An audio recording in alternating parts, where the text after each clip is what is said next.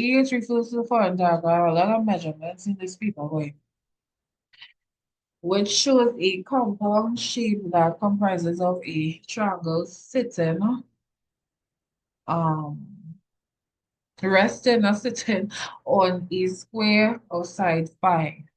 If the total area of the compound shape is 35 cm squared, then the height of the triangle is height of the triangle. What is the total area of the compound shape? Well, what I will do, I will try to figure out the area of the square.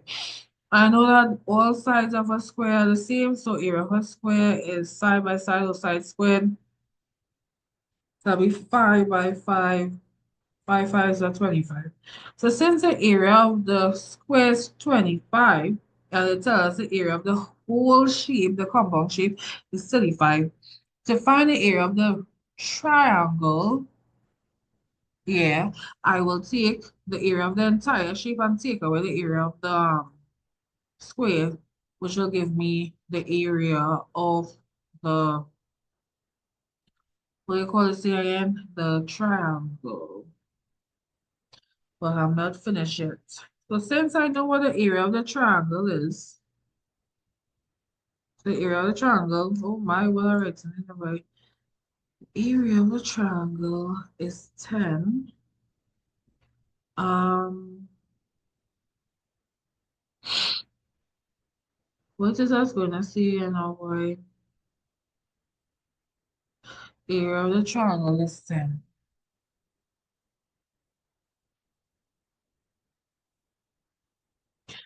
Right, so area of a triangle when it has a height is base by height over 2, or some people say a half base by height. But help with us base by height multiplied by 2. We know the area is 10.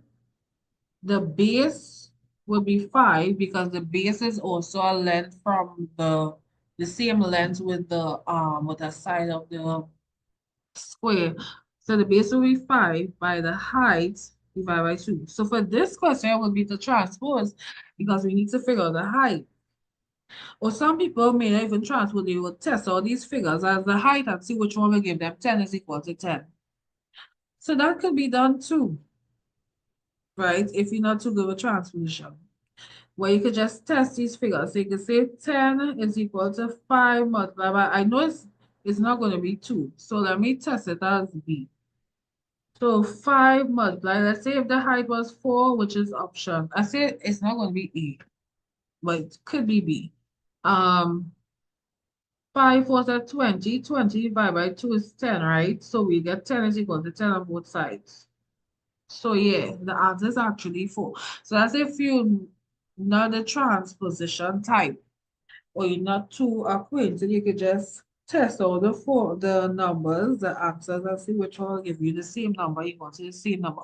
Why is that? Because the same thing I told you earlier. In an equation, the information one side must always equal to the other side. Okay, but if you prefer the transpose, you have to first multiply because you have to move what's below first. So we have to multiply here by 2, multiply here by 2. This will cancel out 2, and 10 2s are 20. I don't even have space are going on top, right? 10 by 2 is 20 is equal to 5 by the height.